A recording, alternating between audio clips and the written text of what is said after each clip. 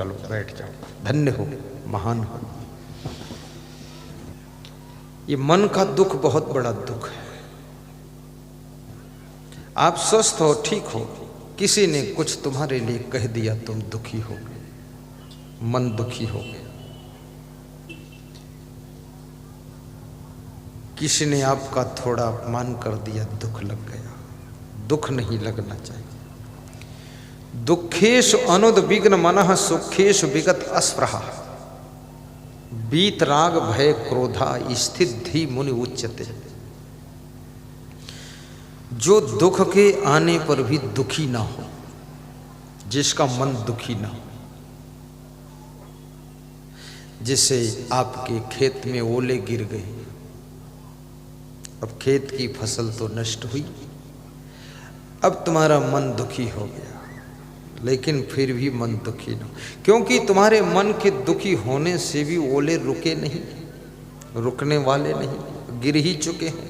जो नष्ट होना था नष्ट हो ही चुका है। तो मन को दुखी करके अपनी प्रसन्नता को भी नष्ट क्यों कर रहे हो? अब मन को खुश रखो कि जो कुदरत ने किया है स्वीकार है। अब अगले वर्ष फिर से अच्छा गेहूं पैदा करेंगे। कभी कभी तुम्हारे मन में आलस्य होता है, आलस्य के कारण भी दुख पाते। आलस्य को भी दूर करो। आलस्य घर में दरिद्र लाता है, आलस्य संगठन को कमजोर करता है, आलस्य संबंध को बिगाड़ देता है। आलस्य को मिटाइए। आलस्य शरीर में बहुत से रोग भी पैदा करता है। नम्र निवेदन है। एक राजा था, राजा बड़ा दयालु था। तो एक दिन घूमने निकला तो देखा कुछ लोग गरीब है बहुत बैठे हैं। तो उसने कहा जितने लोग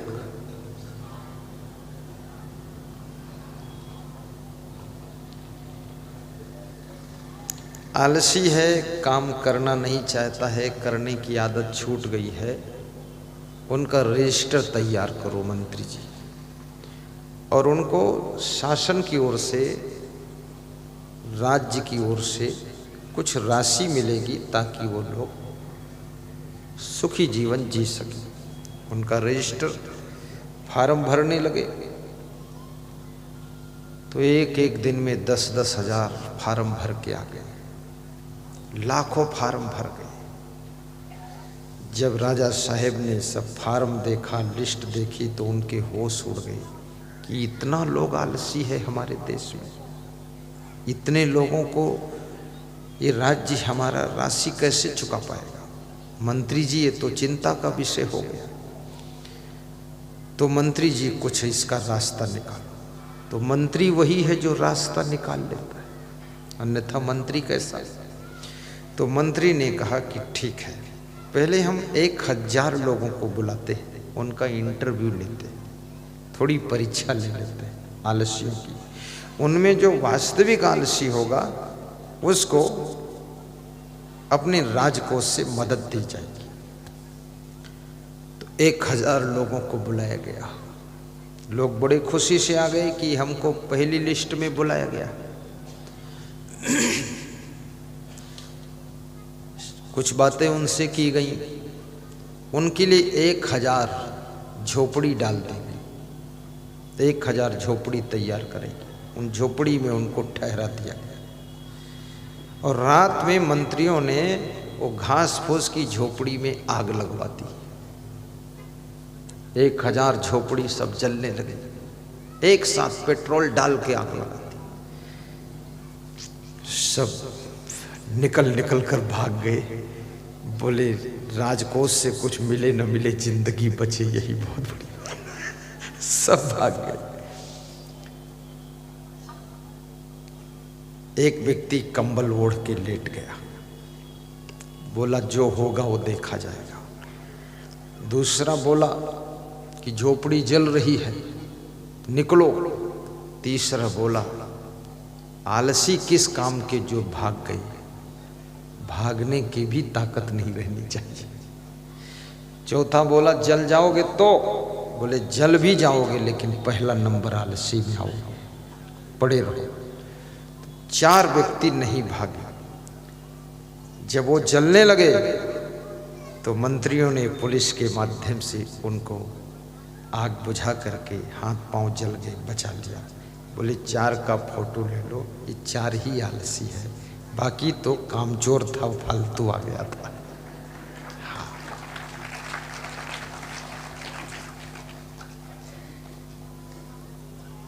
आलस्य निकटवर्ती शत्रु है। आलस्य तुम्हारी योग्यता, तुम्हारी क्षमता, तुम्हारी बुद्धि का सदुपयोग होने में बाधक है। इसलिए कृपया कभी आलस्य मत कीजिए। इतनी उन्नति कीजिए कि आपके कार्य में हजारों लोगों को भी रोटी मिल सके, सैकड़ों को रोजगार मिल सके। आज हमारे देश में रतन टाटा जी को मैं धन्यवाद देता हूं। उनके पास में बेंगलोर में सॉफ्टवेयर की कंपनी है। ट्रक तो हैं ही टाटा के, और टाटा की कारें भी आ रही हैं। 8 लाख लोग नौकरी करते हैं सॉफ्टवेयर कंपनी में। मैंने पूछा सॉफ्टवेयर इंजीनियर से, इसमें कितने लोग सर्विस करते? बोले 8 लाख। 2 कंपनियां हैं, एक तीसरी और है, उसमें भी 4-5 लाख लोग हैं। हमने कहा टाटा ट्रक में? बोले उसमें तो 50 लाख लोग हैं। अब एक रतन टाटा, वो भी एक इंसान है, आदमी है, लेकिन उसने इतना बड़ा रोजगार को विराट बनाया है कि करोड़ों लोगों के परिवार वहां से पल रहे हैं। सरकार, सत्ता, शासन, प्रशासन को भी ऐसे बुद्धिमान व्यक्ति की रक्षा सुरक्षा भी करनी चाहिए कि जिसकी बुद्धि के प्रभाव से इतना बड़ा सिस्टम फैला हुआ है, जिसमें करोड़ों लोगों की रोटियां चल रही हैं। धन्यवाद है टाटा जी को।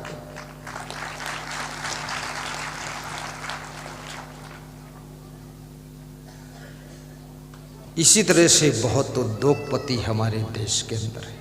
मैं निवेदन करूंगा, आप इतना बड़ा उद्योग नहीं कर सकते, लेकिन कुछ तो आप कर सकते हो। अभी मैंने कल राजविलास होटल के मालिक से पूछा, आपके यहाँ कितने कर्मचारी हैं? नितिन रघुवंशी से पूछा तो बोले 62 कर्मचारी सर्विस करते हैं। राजविलास होटल से 62 परिवार पल रहे हैं। बहुत बड़ी बात है। उसी में 63 नंबर का एक उनका भी छोटा सा परिवार पल रहा है, और उसी में ये संत परिवार भी आकर 3-4 दिन रहकर ये भी पलेगा। और उसी में याद रखना, न जाने कितने लोगों को शादी करने के लिए मैरिज गार्डन भी मिल जाता है, ऑफिस खोलने के लिए भी वहाँ कमरे मिल जाते हैं, और किसी को रात रुकना है उसकी व्यवस्था है। और इतना सुंदर साफ सुथरा, मुझे लगता गुना का 1 नंबर का उनका रेस्टोरेंट होटल है ये, जहाँ पर व्यक्ति ऐसे रहता है जैसे अपने घर में शांति से रहता है। बहुत अच्छा।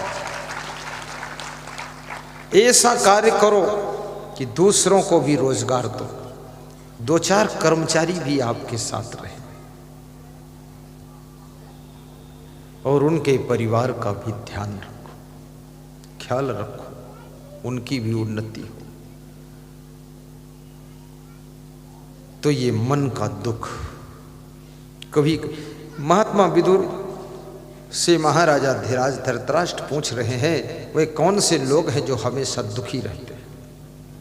विदुर कहते हैं, राजन, ईर्षु घृणी न संतुष्टा, क्रोधनो नित्य संकिता, पर भाग्यों पे जीवी च खड़े थे नित्य दुखिता। ईर्ष्या करने वाला, जो दूसरों से जलन रखता है, किसी का मान सम्मान देख करके, किसी को धनवान देख करके, किसी को आगे बढ़ता हुआ देख करके जिसके सीने पर सांप लौट जाते हैं, वह व्यक्ति सदैव दुखी रहता है, उसके सुखी होने का कोई उपाय नहीं।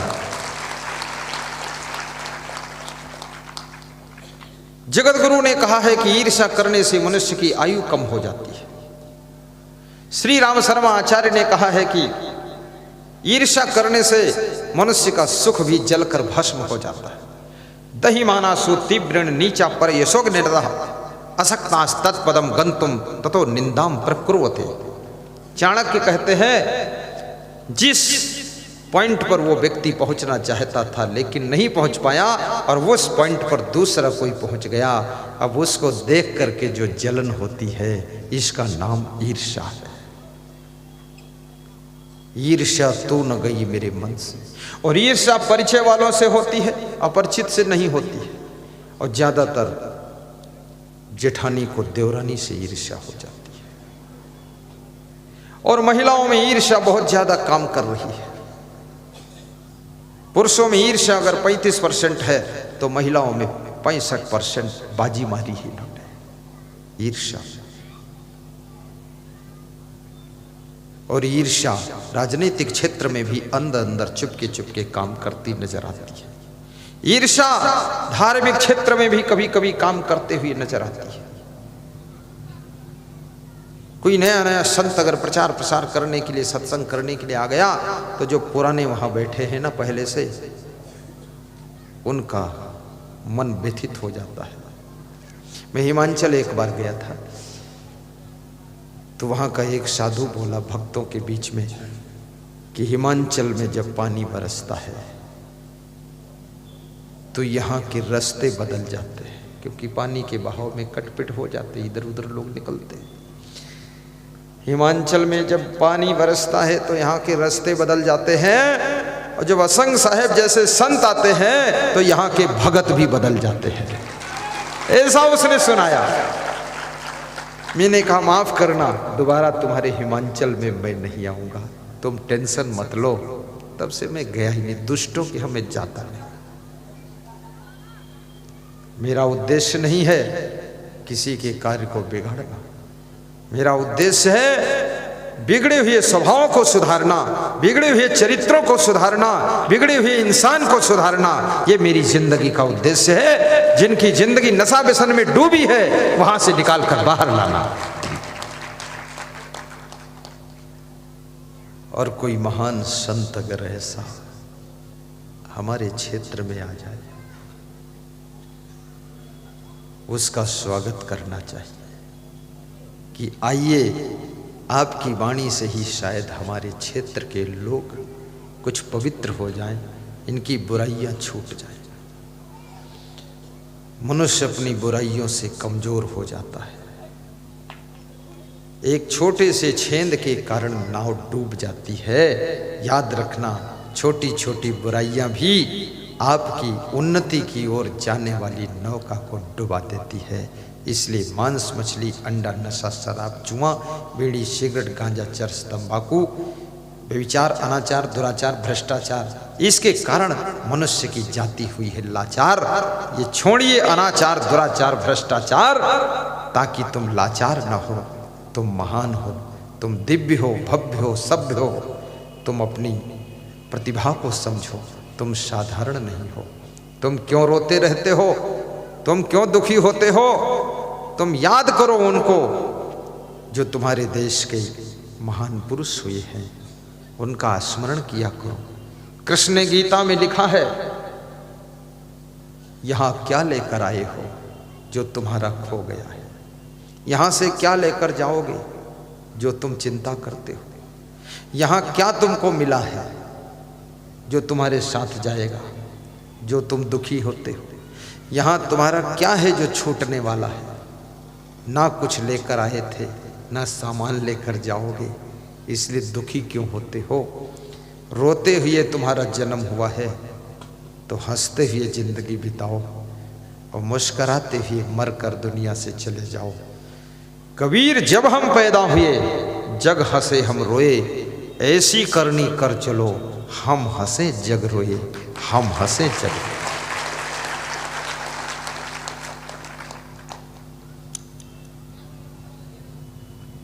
कबीर साहब ने एक साखी में ही समझा दिया कि जब तुम पैदा हुए थे तुम रो रहे थे, जिनके घर में पैदा हुए थे वो सब हंस रहे थे। बड़ा आश्चर्य है, जो पैदा हुआ वो रोता है, जिसके घर पैदा हुआ वो घर वाले हंसते हैं। तुमने जन्म के समय सबको हंसी खुशी दिया था, सबके मन में था मेरे घर में लाल आया है, बाल गोपाल आया है। अब जिंदगी जो रोने से शुरू हुई है, ऐसी साधना करो, ऐसी भक्ति करो, ऐसे सत्कर्म करो, ऐसी सुंदर जिंदगी जियो कि बचपन में भी हंसते रहो, जवानी में भी हंस करके जियो। हंस कर रोटी बनाओ, हंस करके कपड़े धो, हंस करके झाड़ू लगाओ, हंसते हंसते चाय बनाकर पिलाओ, हंसते हंसते ऑफिस जाओ, खुश होकर के गाड़ी चलाओ। ये गलफलवा मुंह क्यों फुलाए हो? हंसते हंसते प्रवचन भी कर दो। इतना सीरियस मत बनो, टेंशन हो जाएगी। घर के लोगों से भी खुश होकर के बात भी करो, अनुशासन भी बनाए रखो। और दुनिया में जब तुम्हारी मृत्यु हो तो हंसते हंसते मृत्यु को स्वीकार करो। लेकिन जो तुम्हारे जन्म के समय खुश हुए थे, याद रखना उनको सबको जिंदगी भर खुश ही रखना, उनको रुलाना मत। लेकिन तुम रोए थे, जन्म लिए थे और वो खुश हुए थे, अब उनको जिंदगी भर खुश रखना। लेकिन दुनिया छोड़कर जब जाना तो तुम हंसते हुए जाना, लेकिन जो जन्म के समय खुश हुए थे उनको रुला कर चले जाना। उनकी आंखों में आंसू हों, उनको याद आए कि मेरे बीच से एक महान आत्मा चली गई है, ऐसा उनको याद करो।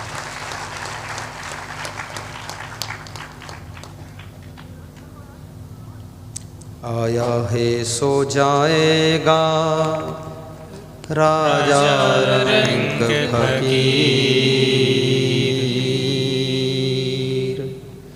एक सिंहासन चढ़ी चले, एक बंधे जात जंजीर।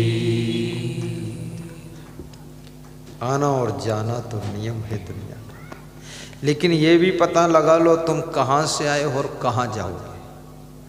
आए हो तुम कहाँ से और जाओगे कहाँ, मर करके कहाँ जाओगे, कहाँ जन्म होगा, किस योनि में जाओगे, किस खानी में जाओगे, कहाँ पर कैसे पैदा होगे, ये भी पता लगाओ। बताओ कहाँ जन्म होने वाला।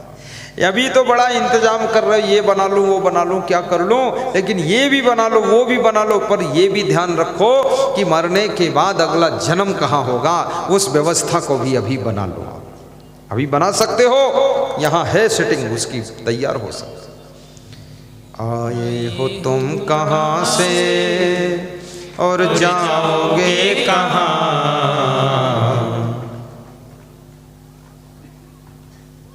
कुछ लोग कहते हमको पति अच्छा नहीं मिला, कुछ लोग कहते पत्नी अच्छी नहीं मिली, कुछ लोग कहते माँ बाप अच्छे नहीं मिले, कोई कहता मुझे बेटा बेटी अच्छी नहीं मिली, कोई बोलता मुझे लाड़ी अच्छी नहीं मिली।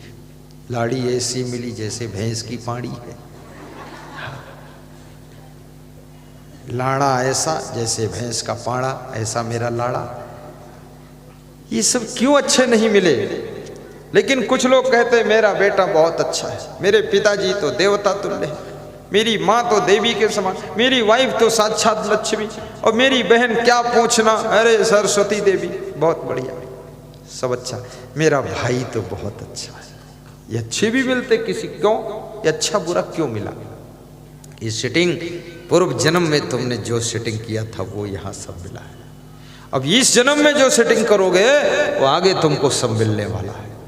इसलिए अभी स्वतंत्र हो, क्यों सेटिंग नहीं करते हो? ये चकई के चकधुम मकई के लावा तिकड़े के तिकड़े में क्यों बनाते हो? अभी सेटिंग कर लो ताकि आगे की व्यवस्था अपनी तैयार हो जाए। आए हो तुम कहाँ से और जाओगे कहाँ, इतना तो दिल विचार लो, इतना तो दिल विचार लो, बस हो गया भजन, इतना तो दिल विचार लो। भारती साहब बसे हो गया भजन, इतना तो दिल विचार। भारती साहब भी अद्भुत व्यक्ति, टेंशन वंशन ज्यादा नहीं लेते। हाँ, ऐसे हंसते हैं जैसे लगता है पूरी दुनिया में जो कुछ उनको मिला है और किसी को नहीं मिला है। बस तरह बहुत सुंदर सब। आज उनके घर पे मेरी पधरौनी है, और जितनी पधरौनी है उसकी लिस्ट क्यों नहीं देते बाबा लोग? बताओ, लिस्ट दे दो, बता दो तो कोई वहाँ दर्शन प्रसन कर लेगा। पूरी लिस्ट आनी चाहिए। आपके यहाँ हमारा टाइम 7 बजे से 8 बजे तक का है, 1 घंटे का टाइम है, और वहाँ पर मुझे 2 पराठे खाने हैं, थोड़ा सा और माल छकना है। लेकिन तुम लोग मत सोचना कि मैं भी छकूं। हाँ, तुम तो देखना बस क्या छक रहे हैं गुरुदेव। आए हो तुम कहाँ से और जाओगे कहाँ, इतना तो दिल विचार लो, बस हो गया भजन। इतना तो दिल विचार लो, बस हो गया भजन। मन की तरंग मार लो, बस हो गया भजन। आदत जरा सुधार लो, बस हो गया भजन। आदत जरा सुधार लो, बस हो गया भजन। मन की तरंग मार लो, बस हो गया भजन। आज का ये भजन था। ईर्षु घृणीना संतुष्टा क्रोधो नित्य संकिता। आज उन 6 लोगों की लिस्ट विदुर जी बता रहे हैं जो खाम खा हमेशा दुखी रहते हैं।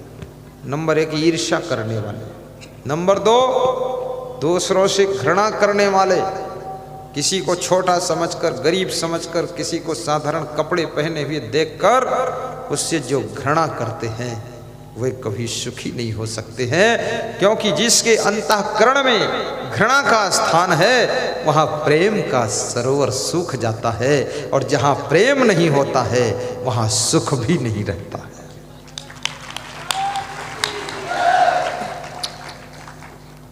आज मैं सोच रहा था, कल ही मैंने देखा यहाँ नेपाली तिब्बती दुकान एक लगी है कि 500 कोट खरीदूं और जिस गांव में हमारा आश्रम है उस गांव के सब गरीब लोगों को बांट दूं। ऐसा मन में सोचा तो मेरा प्रबंधक संत आया, प्रवीण दास महाराज। कहाँ है ये छुपा रहता है। वो बोला मैं तो आप ज़्यादा अगर करो गुरुदेव तो दिल्ली से मंगा दूं बहुत ज़्यादा। फिर मैंने कहा यहाँ भी ले लेना। सेवा करना चाहिए। इंसान की सेवा ही भगवान की सेवा है। दुर्बल को सबल बनाना ही भगवान की सेवा है। कमजोर को जोरदार बनाना ही भगवान की सेवा है।